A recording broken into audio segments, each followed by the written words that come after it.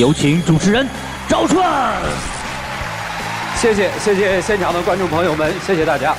欢迎电视机前的观众朋友走进天津卫视的大型情感节目《爱情保卫战》，看看今天请到的几位老师是谁。他们是著名的节目主持人莎娜老师，欢迎；华谊嘉信的高级副总裁曲薇老师，欢迎；著名的节目主持人严品宏老师，欢迎；涂磊老师，欢迎。来吧，了解一下今天的第一对嘉宾朋友在他们的情感道路上遭遇了怎样的困惑。各位请看。跟他在一起这一年，虽然时间不长，但发生了太多事儿。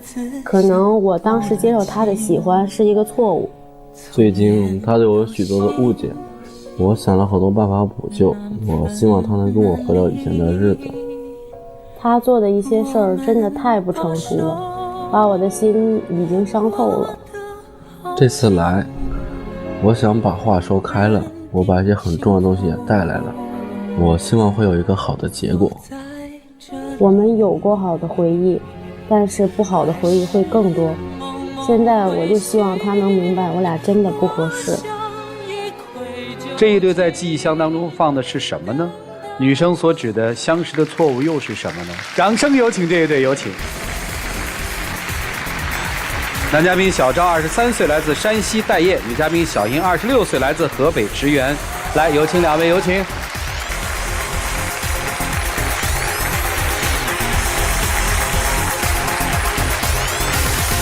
欢迎两位哈，两位怎么认识的呀？我俩呢是因为说那个驾校，然后考那个车本啊，然后那会儿认识的。一个驾校的是吧？对。对。谁追的谁呀？我追的他。呀，当时是怎么个情况啊？那会儿就是说那个练车嘛，就比如说无聊，然后就是一堆小姑娘里，就说她长得好看，然后就成天有事没事找她搭讪，这不一来二去就这么给那啥嘛。哎呀，你倒挺坦诚的啊，并不是一个目标，而是在一堆里面选了一个目标。你当时怎么看上这小子了呢？我就那时候心情也特别失落嘛，因为刚认识他那会儿，跟我就是以前的前男友刚分手，然后心情也比较失落啊。然后他就陪我一块喝酒啊，逗我开心呐，然后就不是你跟你前男友为什么分手啊？就他骗我嘛，我俩认识了4、5年了，就已经快差1个月，就已经快领证了啊。然后我就发现他骗我，就是因为我俩处对象那时候他，说他自己有一套房，然后后来就快结婚了。知道这套房是他自己租的，不是自己的，然后我俩就因为这个分手了。那时候就特别受伤，就是心理上特别的那个受挫。然后他出现，感觉他特别仗义嘛。然后那时候我也跟我前男友赌气，然后就自己买了一套房，付了首付，然后还有一部分尾款就是走的那种按揭。然后他那时候他也是租房子住，然后他就主动提出来说要跟我合租，然后帮我承担一部分那个贷款啊。我就感觉他这人特别仗义，挺够意思的。就因为这个好啦？对，但是也不光因为这个吧，就是特别喜欢他，就是这种性格，就是特别直爽。等于说很多复合因素结合在了一起，让你决定那个。对。资料上面说你比他大3岁是吧？一开始就知道你比他大吗？就因为这个，他才带我来这儿的嘛。啊，咋了？他老是骗我，就比如说这个年龄吧，就我俩刚认识那会儿，他就说比我大1岁，然后后来我俩已经交往了3、4个月了，然后考完驾照，那个驾照上不有年龄，就发现比我小3岁，然后我就挺生气的。怎么想着骗人家啊？在年龄上？不是，主持人他当时是吧，就是说他问那种语气吧，就是那种说你有我大吗？你多大？就是这种语气，然后脑子里下意识这么一抽，然后我就告诉说我比你大，我肯定比你大嘛，是不是？再说吧，就是以我对他的了解吧，他就说不能说接受，就是说年龄比他小的。行，反正在年龄上面你刻意隐瞒了他，对吧？就不光这个还骗我，不光人的年龄骗我，连狗的年龄都骗我。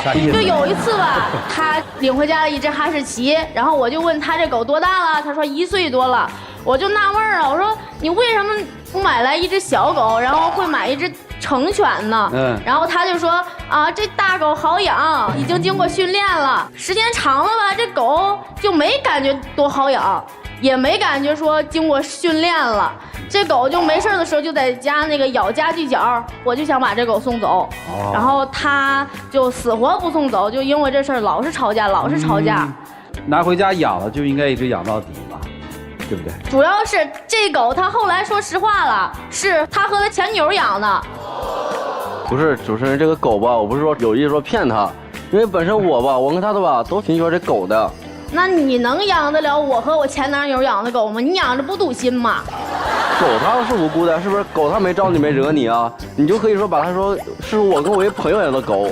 再说这狗我是说从小养到大的，挺喜欢。你这个也别强词夺理，总之是你做的不好。这些都不算，还有就是，比如说这一次性、二次性，就事不过三吧。还有第三次，就是最近最气人的事儿，就是有一天回家。然后突然跟我说他想换一辆摩托车，因为他是跑外卖的，说想要一辆摩托车，把手机拿出来给我看那个摩托车那图片。他朋友手头紧，急需要用钱，然后就想把这辆摩托车处理了，1000块钱吧就卖，我就不同意他买，然后他也没经过商量，也没经过同意，就把这辆摩托车买了，然后骑了不到1个月，这辆摩托车就被扣了。为什么呀？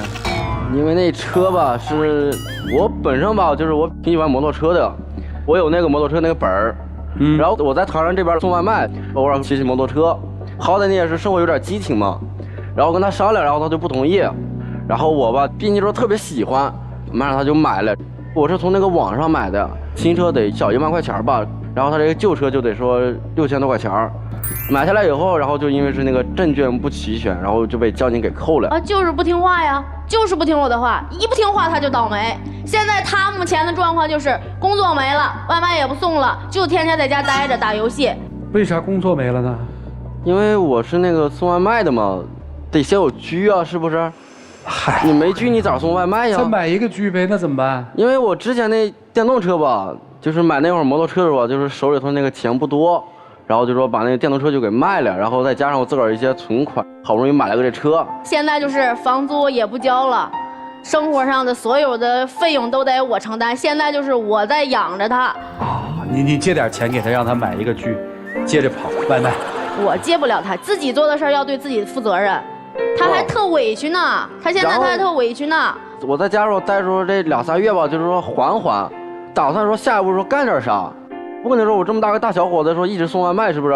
然后吧，他就感觉说日常开销和这个贷款他这方面，我就是没法给他帮忙了啊。我感觉他吧就是有点那种现实哦，然后就跟我说吵架闹矛盾，我现实并不是因为你不给我还贷款了，是因为你现在没有上进心，没有工作。哦，男生觉得委屈对吧？对，就觉得女生你一没工作了，他怎么就要跟你分手是吧？对。他曾经给我提过分手，我琢磨是说，因为他这个经济压力太大了啊，然后我就琢磨是说，因为我老家嘛，我太原的老家有套房子，我父母给我准备的婚房，我就说等咱俩结婚以后吧，把这房子卖掉，把这笔钱拿过来给你把房贷给还上，我就琢磨说这不是挺好的事儿吗？可能说你也不会说再跟我吵架闹分手了，然后再你怎么知道结了婚之后就可以把房贷还上，房子可以卖呀？我拿什么相信你？不是主持人，你看这个，他是说跟钱结婚呢，还是说跟我结婚呢？瞅不着这笔钱就不跟我结婚，还是咋的？是不？哎呀，这个问题本来是简简单单的，越聊越复杂哈。姑娘，你回答一下他的问题吗？我现在跟他看不到希望，我并不是说因为他没有钱了我不跟他交往了，而是我跟他现在看不见未来，因为我之前就被骗过。所以你现在的态度是坚决分手，是吗？对，还有就是我不想以后结了婚之后，就是因为这些柴米油盐成为我们之间感情的杀手，我不想这样。那结婚不就是柴米油盐吗？柴米油盐不伴随一个人一辈子吗？但是生活就是很现实呀。以前吧，那会儿就是我跟他一块儿，我俩就是还这个房贷的时候吧，我感觉他也没说这么现实。然后自从就是说这事儿出了以后吧，然后他就变得特别现实。也许他没那么现实哈。就替他说一句，也许他没那么现实，但是在这个时刻提出来，显得就特别现实，这是其一。其二，女生有没有考虑到，其实这是你的男朋友现在人生最艰难的时刻呀？人在最难的时候不应该共同度过吗？我也要求过，就是说让他去找一份工作，然后先干着，自己再想点自己想干的，学一点。我现在是在想，这3个月我不是说在家说待着啥也不干。我也是说做那游戏代练，只是赚的不多而已。行，就说没办法说帮你。女生是坚决要分，分手的理由是男生欺骗了你。对。男生是坚决不分。对。不分手的理由是说，其实你们之间有爱，只是因为你在没工作。对。如果你有了工作，一切都会改变，是这意思吗？对。好，老师们看看应该怎么办吧。我们一起进入丘比特问卷。我们先来说说谎言这件事儿啊。从一开始这段感情开始的时候呢，你就对女生有撒谎的这样的一个不好的事情。谎言它只是一时的风平浪静，甚至呢只是暴风雨前的片刻宁静。但是你发现这个谎言撑不了多久被揭破的时候，没办法，你就得把真相掏出来了。可是这个时候你掏出的真相，在对方眼里是什么？他都不敢相信这是真相了。他就在想，到底哪个是真的，哪个是假的？所以你们的关系从一开始的时候就不是很真诚的，不明朗。他又是曾经受过欺骗的，所以一开始第一年龄，第二宠物，第三是摩托车等等，这一件两件三件事在他心里，他就已经开始对你打折扣了。最后打成负分了的时候，正好处在了你人生可能比较艰难困苦的时候。再来说，她可能就是一个很务实的女孩。你自己想想，你在家闲了多长时间？这些时间里面，你是不是真的有为你们的未来做了一些努力？但是女生，我也有一点想说的是，我觉得你在整个感情当中可能一开始就没有那么投入，你在观察，默默地看着这个男人怎么样，有没有符合我心中的那个要求和标准。我们不说这个不好还是好，但我也觉得你对待这段感情应该相应的更真诚一些。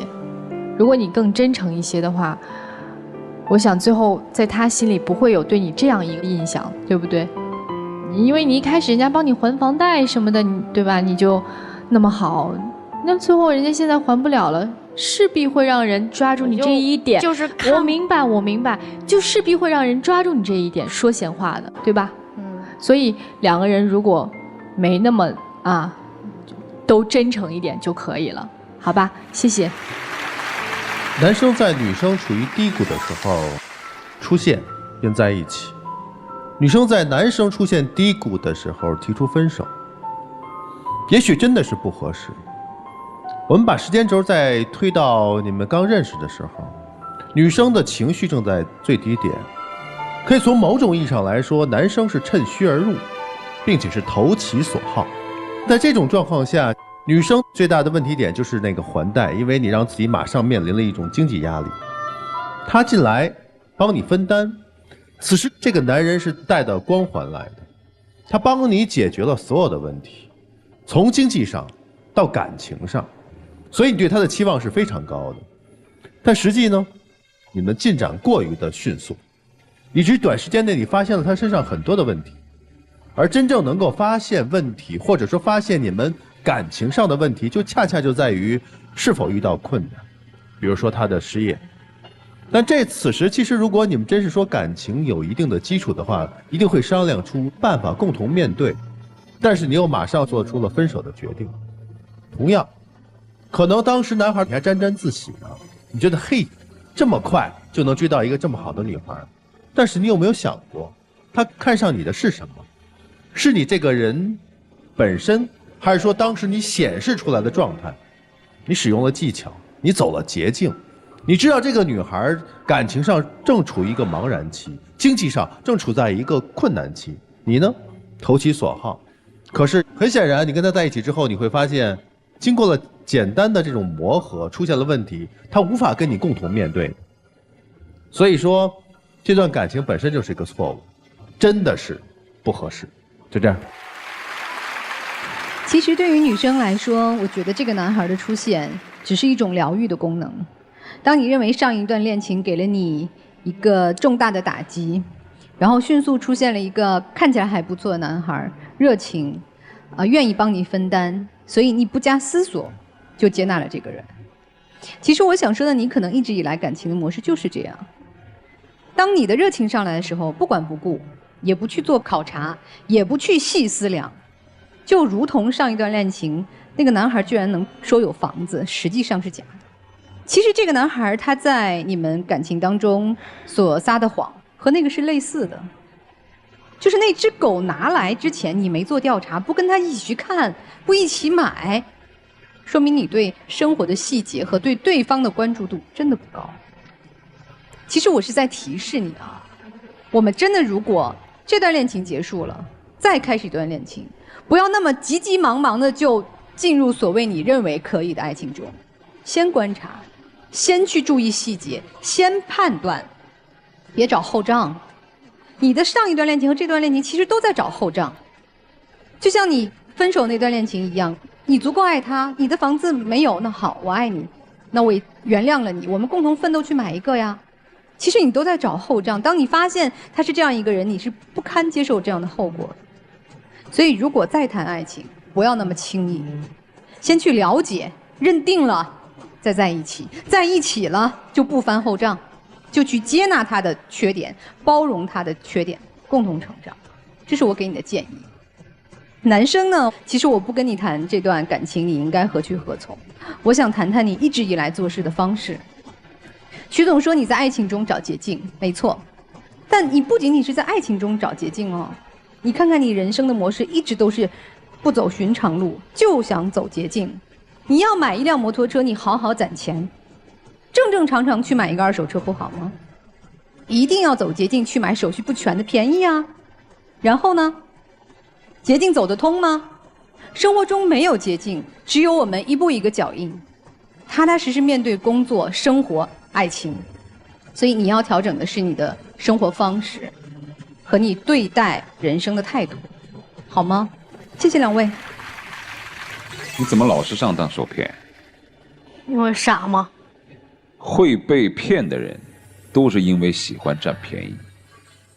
我不相信可以不劳而获，我不相信天上会掉馅饼，我就不会上当受骗。恰恰是自己内心有了欲望，对于爱情有了物质化的解读，你才会在情感上被人骗。他也是一样的，其实你也骗了他，难道不是吗？你骗他是骗了什么？你没那么喜欢他。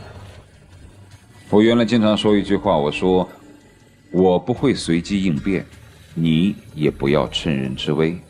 如果每个人在一段感情结束了之后，还没有完全痊愈的时候，有一个人闯入进来，如果你对他说这句话，瞬刻你就有了爱的尊严，你就有了清醒自己的时间，也告诉别人，我现在这种时期你进入是不合适的。可是你是敞开门让他进来，你在告诉他，我需要疗伤，我需要帮助。那你不可能说那会儿需要人家，这会儿不需要人家就把人家给赶走了。承认自己在这段感情当中有一点功利化吗？有就直白的说，但改过来就好。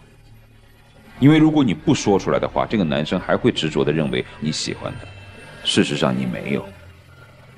人有的时候在跌入人生低谷和进入一些劫难状况的时候，是很容易喜欢一些善良的人，但善良并不代表爱。如果今天决定要离开，不要给他任何错觉。如果女生做出任何选择，希望你能够安然接受，不要像她的前任一样，好吗？就这样。这对反映出来的问题好像是在很多情侣身上都出现的。现实没有什么不好，但是太现实一定不好。为什么会这样？为什么很多男生会骗呢？我有一套房子，我结婚之后会给你什么？因为是不是在你们脑海里没有这些女生是不会喜欢你的？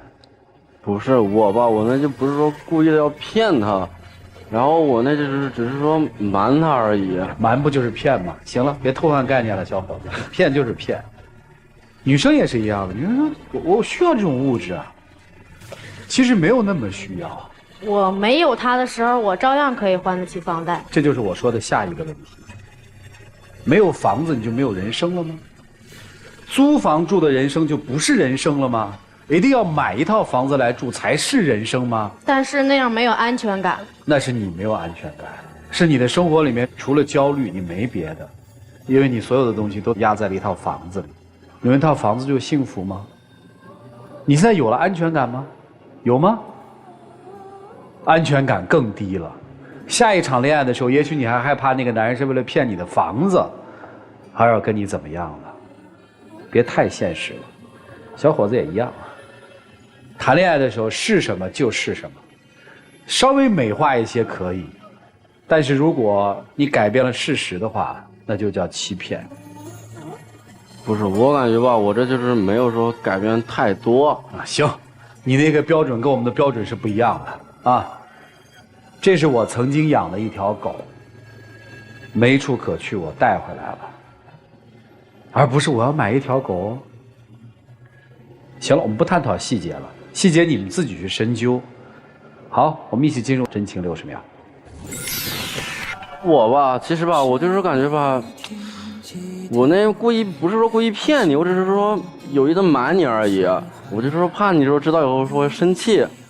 我这么做的目的只是说不想让你离开我而已，没有说那刻意的说骗你。这段时间挺感谢你的，其实我真的有喜欢你，就是不合适吧，就觉得你挺孩子气的，但是又有时候又挺纠结，就下不了这个决定。哎，来吧，开箱吧，看看你们爱的记忆是什么。来，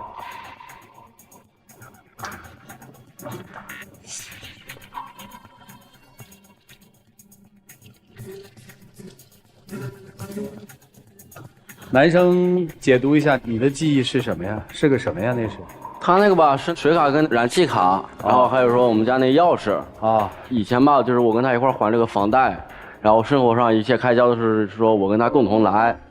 但是现在吧就是说我失业了，处于我人生一个低谷当中，我跟他还不了了。毕竟那东西是刚说我从他手里拿的，现在呢就是说我给他。如果他说原谅我，我希望说他能把那东西给我。啊，先还回去，表个态，我绝对不死缠烂打，是这意思吧？对。来，女生是什么呀？那是一个温度计，就有那么一次吧，然后我身体特别不舒服，我也不知道我发烧了，然后他打电话，我就跟他说，然后他就放下手头的工作，就过来就给我买了一个温度计，还有一些药，我就感觉那一刻，我就特别想嫁给他，然后，所以老师说你说的也对呀，你冲动啊。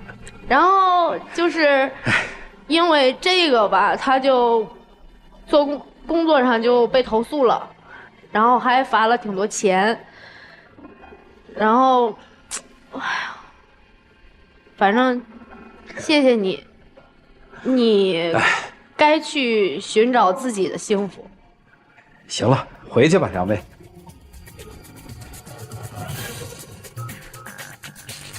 来，请关门。来，看选择，请开门。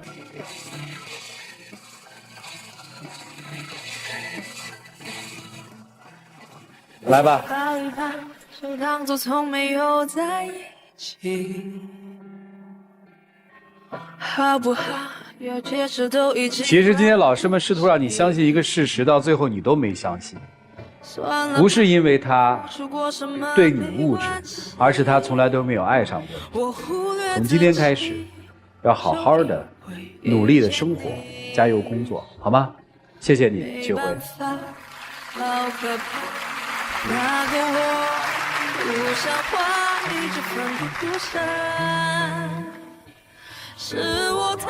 来看下一对的基本情况。我们在一起1年多的时间，他从一个特别有上进心、有拼搏精神的人，变成了像现在这么一个好吃懒做、没有责任心的人。我真的觉得特别绝望，甚至不知道该不该继续跟他走下去了。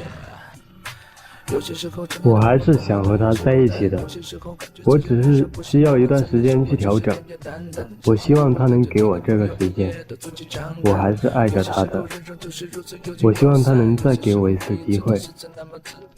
掌声有请这一对，有请。男嘉宾小邓，21岁，来自云南无业；女嘉宾小赵，28岁，来自新疆文源。来，有请两位，有请。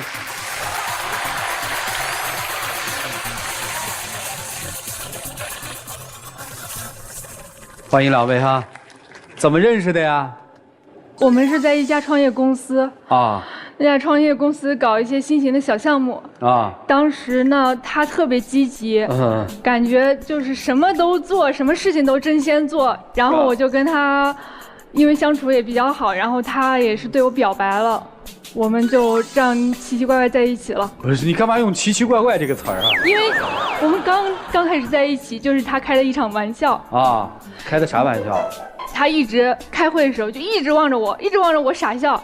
那创业公司的老板就说：“你傻笑什么呀？笑着干嘛呀？你俩是不是谈对象了？”然后我一惊，我说：“不是，老板不是。”结果他直接说：“是，我们就是谈恋爱。”然后呢？然后我们私下来说：“你这怎么回事？什么谈恋爱？我啥都不知道，怎么就被你说了？”然后他就开始一系列的表白，说我就是挺喜欢你的，然后什么什么的。但是我们这过了2天之后，他跟我说，其实当时是有点想开玩笑的那种心态，但是没想到，确实感觉跟我在一起性格什么都特别合适，就这样在一起了，很奇怪。但是呢，现在我也觉得真的过不下去了。怎么就过不下去了呢？我实在是太累了。啊，说说你的累吧，姑娘。我什么事都要操心啊。然后他一点都不求上进啊。他居然有一天跟我说，他想上街去乞讨当乞丐。可是那不是和你开玩笑的，结果你却当真了。这次真不是开玩笑，因为我们的创业公司倒闭之后，他就一直一蹶不振啊，在家里待了大半年了啊，一直吃我的用我的。是吗？没有。我之前在创业公司我也攒了不少钱，我也给你了。还有你把我一个昂贵的游戏机给卖了，也卖了不少钱了。那就那么一点点，那点积蓄，然后就没了。行，那现在这个生活状态是什么样的？两位？我其实那次倒闭之后，我也没存下多少钱，但是我很快进入到工作状态，又去面试啊什么的，找了一份钱不太多的工作。我们吃住花销啊，全是钱。我根本负担不起了，而且我明明这么拮据，他还爱买水果，爱吃水果，吃很多，然后坏了烂了，然后又吃完又烂了，浪费不浪费啊？可是我买那么多东西，我都是买给你吃的，结果你不喜欢吃，那也没办法，放着多浪费，然后我就吃了。哦，你还卖过人一个游戏机呢？是啊，因为他天天打游戏啊，根本就不想工作这回事儿了，所以我想呢，游戏机卖掉，也许他能去找工作。钱呢？交房租喽，哦，就很快就没了。为什么这半年不找工作啊，兄弟？因为之前在一个创业公司和其他合伙人一起创业，我也算是一个老板嘛，对吧？我对这份工作也是当成一个事业去做的。啊，怎么了呢？我投入了很大的希望啊，然后呢？付出了很多努力，结果失败了。失败呗，再来啊！可是我就喜欢做这个事，其他的事我也不喜欢做呀。那你怎么生活呢？就平时做一些小兼职，也能赚一点。一提到兼职就气，就这么简单兼职都放人家多少次鸽子了。有一次一个兼职好几天去扮人偶的一个活动，挺好玩的，然后老板都定他好了，第2天他就不去。为啥？可是放鸽子也不能怪我，因为老板他定好是我去做，但是他没告诉我地点。第2天他才告诉我地点，结果在一个很远的地方，一个来回也要2-3个小时坐车程，时间成本也是那么多，对吧？再算上车费，那也白做。你那时间，是吧？哎呀，真是气得我没话可说。这什么时间？就是他，实际是你还在那个失败的低谷里还没走出来，是不是兄弟？是啊。谈了多久恋爱啊？谈了1年多。半年多是这么个状况，是吧？创业公司没有倒之前他怎么样？你们俩关系怎么样？简直让别人羡慕的不行了。哦。他自己平时在工作中又是第一个先到公司，然后干啥都特勤快。啊，所以你现在的心里面是说，这个男人变得颓废了，所以你不再爱他了，是这意思吗？我也没有不再爱他，就是他一直这样下去的话，我怎么办？我也是心里还是放不下这份感情的。哦，那你今天来干嘛呢？就看他能不能改好这件事。不是改啥呀？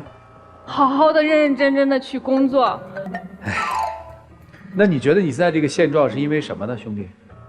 是心态没调整好，我放不下来这个曾经创业我做老板的架子，还是说，不是，我就是只喜欢做那一件事，其他的工作我不想做。那怎么办呢？我也在调整心态，也在做一些准备嘛。哦，还在做准备，准备重新干那件事儿，是这意思吗？对。你给我个期限，到哪天？这哪给得出来啊？给得出来吗？可是之前我也给你说过了。到哪天啊？之前我给他说的时间是3个月，我去考一个证嘛，一个上岗证。这都2019年了吧？2018年答应的事。其实我特好奇一件事儿啊，我理解好像创业应该特别忙是吧？对，就是一个创业的人又那么喜欢这个东西，怎么创业没几天先跟员工好上了呢？你这叫喜欢你那个事业吗？因为他给了我很多动力，性格上合得来，我也很喜欢他们，对吧？哦，所以你们公司是可以谈恋爱的是吧？可以，人也不多，10来个人嘛。是可以谈的哈。可以啊。你怎么了？你干嘛皱眉头啊？可以，但是刚开始大家也都是各种不同意，说不要谈恋爱，但他还是敢。但是你不是还是跟人家好了吗？我也是通过这么多天的观察，我就觉得，这小伙真的挺好的，而且，眼睛不灵不灵的，也是我喜欢的类型。哎呀，你这28岁了吧，姑娘？你这28岁的语言也挺不灵不灵的啊。行，听明白了。那你觉得他还有可能重新恢复到以前那个拼搏的状态吗？我不太确定，但是我对他还是有60%的希望的。那你今天来我们这儿干嘛？在家里头踏踏实实的。在家里面我难劝呀，我怎么劝催他都心烦呀。在场各位老师啊，主持人，你说说他，我觉得你们这过来人。你让我们说他什么呀？是说爱情，还是说创业，还是说心态？心态，先把心态调整好，好好找个工作，别再当乞丐了。当什么乞丐呀？不，这当乞丐到底是怎么回事？当乞丐是这么回事啊。他最刚开始不知道在哪认识一个狐朋狗友，现在正在做乞丐，过一天有一天是一天，然后睡花园那种。还各种吹，说自己以前会修图，会做网站，会各种东西，然后他全都相信了。然后那个狐朋狗友现在乞讨，然后在朋友圈发的说自己感觉挺逍遥自在的，挺爽的样子。然后他那么喜欢他的朋友，就跟着去乞讨。你开玩笑的吧？确实是开玩笑，没这个想法了。开什么玩笑？他连那个假头发，那个乞丐那假头发在网上都买了。那周星驰那个苏乞儿哎呀，他说，我只是好奇我才搜一下，好奇纯为了好玩，实际上没这个想法的吗？行，你是不是特别害怕说，他的这种所谓的玩笑是他内心最真实的写照？因为失败他站不起来，他就此消沉下去，是不是怕这个？怕这个？不是真要去吧？不会，能爬起来吗，兄弟？能。人家要分手，你同意吗？不同意。女生想的是这半年你就应该去做事了，对不对？你看你不做事就是消沉，对吧？消沉也就算了，你现在还要跟我说要去做乞丐，你都吓死了是吧？好，老师们帮着调整调整，我们一起进入丘比特问卷。小邓和小赵，你们好。你们一开始形容你们这段感情的开始就是什么奇奇怪怪、稀里糊涂，所以导致你们现在这段感情确实就是在奇奇怪怪、稀里糊涂当中度过的。先来说小赵，你把他的游戏机卖掉，你跟他商量过吗？没有，也没有通知过哈。我觉得我应该强硬一点。强硬一点？凭什么？那是你的东西吗？你有尊重过他的想法吗？再来看你现在发的所有的牢骚，我当时看上他的时候就是很上进，然后现在就不上进了，没有目标了，等等等等一系列。你在他人生低谷的时候不鼓励他也罢了，也不要打击他吧。依我看来，你爱上的根本不是他，你爱上的一个人叫做上进。你在开始这段感情的时候都没有认真的考虑，没有认真的看清楚当前这个男人到底是一个什么样的人，他能够在毫无预兆的情况下，在公众开会的场合就说都没有通知你一声的情况下，开玩笑说这么一句话，然后你就跟他走进一段感情。所以建德，你对你的感情，对你自己的人生，包括对他也都不太负责任嘛。再来说男生小邓，先生存再生活。当一个环境或者说你梦想的一个东西突然轰塌，你要先选择适应你不能改变的，等你有了能力再去改变你那些不能适应的东西。你得先让你自己生存吧，咱再去谈生活谈梦想。你连最基本的生存都动了那个去乞讨的心了，你那些什么创业的梦想什么，那不就是天马行空吗？对吧？对。好，我想说的就这么多，谢谢二位。的确，我不太想在你们的故事当中谈太多的感情，因为你们在一起其实时间不长。小伙子，你现在应该做什么？首先，在创业初期，你充满了激情，很有锐气，打击那是太正常的。大多数人是在失败的当中爬着，有的人在站起来。你现在有一件事情没有搞清楚，你创业已经失败了，你要接受这个现实。你现在还没有完全接受。举一个例子，你居然现在还在说自己的时间有成本，你现在最便宜的就是时间，你缺少的是工作，对不对？所以不要再说什么时间成本了。你在家里头逃避玩游戏躲着，其实就是在不想接受现实的一种表现。像我们在做投资，我们做企业，太多的项目上的失败，比如说我们要去竞标，参加某个招标的那个招标会，同样有6个竞争对手，实力都非常强，我们进去只有1/6的机会，但是我们熬夜，我们带团队不断的去努力，就为那1/6的机会，我们也要去做。失败太正常了，我们拿下一个项目的背后可以失败可能几10回，我们付出了各种成本，但是我们一定要往前做，因为什么？因为我们有成功的希望在那里。你不做，希望就是0；你做了，希望就有可能性，明白吗？脚踏实地，尽快的让自己振作起来，好吗？就这样。我们现在除了会讲到为人处事、对待生活要有智商、情商，还有挫伤。你是一个面对挫折抵抗能力极低的男孩，其实才21岁这么年轻，创业公司失败了，完全不是一件大事情。你才刚刚开始人生事业的起步阶段，就能颓废大半年，所以你抵抗挫折的能力是多么的低。但我觉得这个年龄，如果说挫伤低没有问题，我们可以自尊心高。如果我是一个自尊心很强的男孩，那当我遇到挫折，我有可能会颓唐，但是我愿意去总结，我不能够接受别人对我冷眼和低视，那你就有了原动力，那我就要去努力了。无论我是去积累，我是去学习，我还是说重新开始，哪怕半人偶开始。你有那份力气去承受女朋友对自己的轻视、看不起和指责，你干嘛不把这功夫用来学习，用来进步啊？哪怕是出去赚1天200块钱，也让别人瞧得起你啊！我希望你尽快走出这种颓废的状态，去做一个堂堂正正的男儿。这和年龄无关，和你的心态有关。所以无论这段爱情能不能继续，我希望你能够站起来，能够立起来，自己撑住自己的生活，自己尊重了自己，别人自然会尊重你。女孩，其实我今天不喜欢你的状态，甚至大过于他。你在场上太过咄咄逼人，因为他是一个21岁的男孩，你指望他有多成熟？你还说他不灵不灵、呆呆挺可爱的，你喜欢的就是他这份简单幼稚。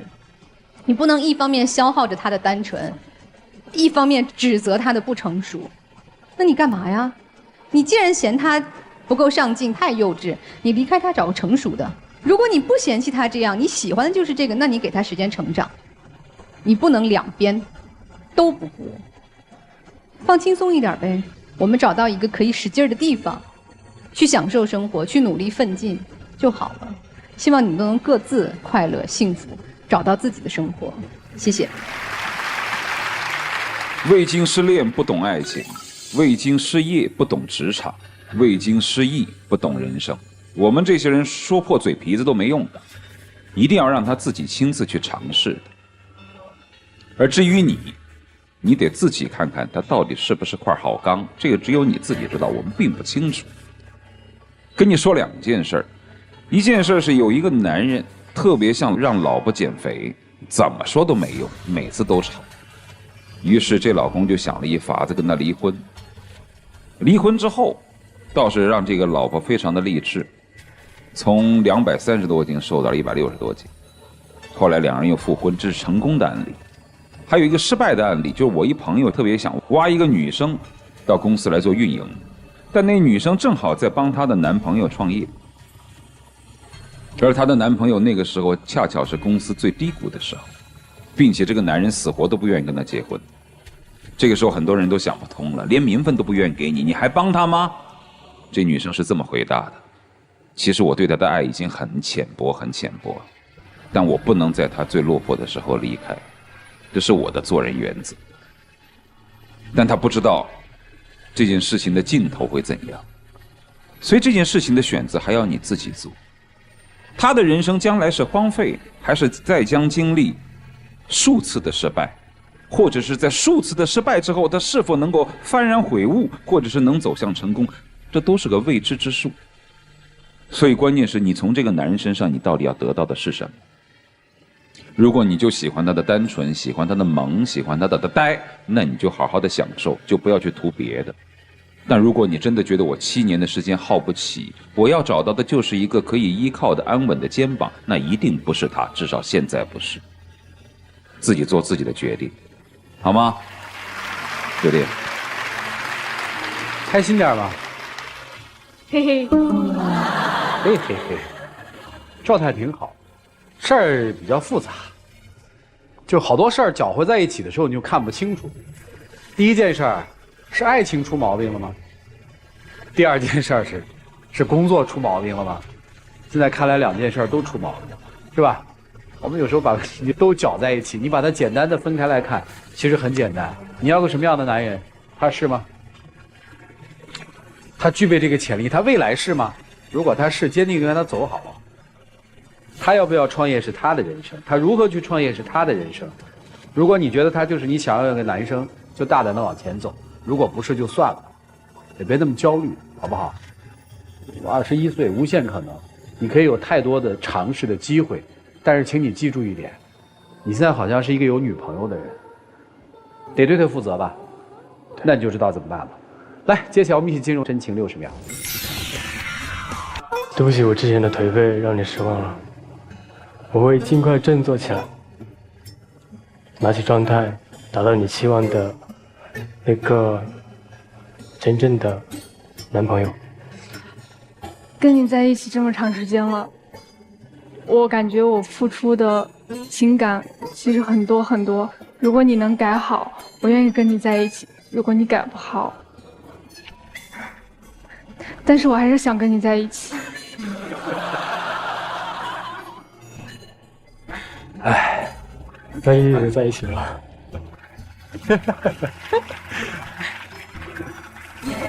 行了，请亮灯吧。来来来，看看那个记忆箱里面你们各自放的是什么记忆，我们看看吧。来，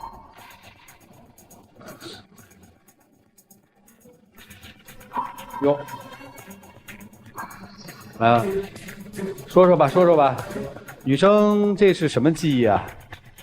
这是我之前卖掉他的同款游戏机，我当时做的确实是不对，但是呢，也确实也是因为有原因才会卖掉。想送这个游戏手柄呢，就是因为如果他接下来能振作起来改好，那我就继续跟他在一起。如果不振作起来的话，你不是还是要跟人在一起吗？但是我还是又有点犹豫，我好烦这种复杂的心态。其实一点都不复杂了，喜欢就跟他在一起了。你是什么东西啊？我以前经常给他熬粥，是一些红枣，还有淮山、枸杞、百合花，因为他有干眼症，戴不了美瞳，她又是一个爱美的女生，所以我希望她的眼睛快点好起来，戴上她喜欢的美瞳。哎，你现在还有买粥的钱吗？现在没有，但我很快会挣到很多钱。对呀，就加油去干活嘛。你记住那一点，因为你背上还有爱，所以你在创业的时候就是比别人多了一份辛苦和责任，好吗？谢谢两位的分享，请回吧。来，请关门。来，请开门。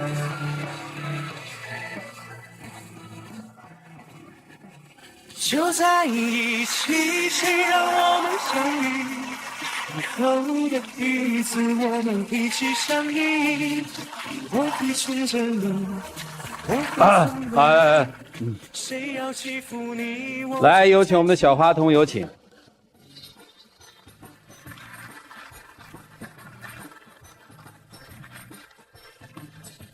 来，我们见证你们的浪漫，各位请见证。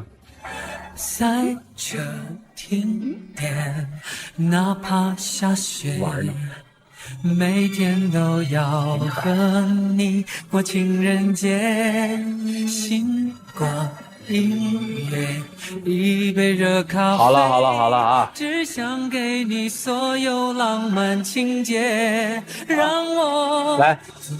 哎呀，这么客气啊！拿还给我。多来几个也行。谢谢两位，请回吧。还跟你开玩笑。不管世界多纷扰，我们俩紧紧的拥抱。好，谢谢。让我们一起进入爱情保鲜剂。有网友提问：我跟我老婆离婚3年，这期间我们都没有再找。后来她来找我复婚，因为孩子归我了。这期间呢，一直也没问她要抚养费。她现在觉得还是我对她好，但她现在也没有工作，什么都没有。我现在也不明白她的动机到底是什么。我想知道我该不该和她复婚呢？这位朋友，我其实想问你一个问题：当时导致你们离婚的问题，现在得到妥善的解决了吗？如果没有，那他现在找你复婚目的何在？你有没有想清楚？当这一切不明朗的时候，仓促的复婚可能会导致再次的离婚。所以我的建议是，不要着急马上复婚，你倒是和他可以再谈一次恋爱。再一次的感谢现场以及电视机前观众朋友的收看和陪伴，我们下期节目再见，谢谢大家。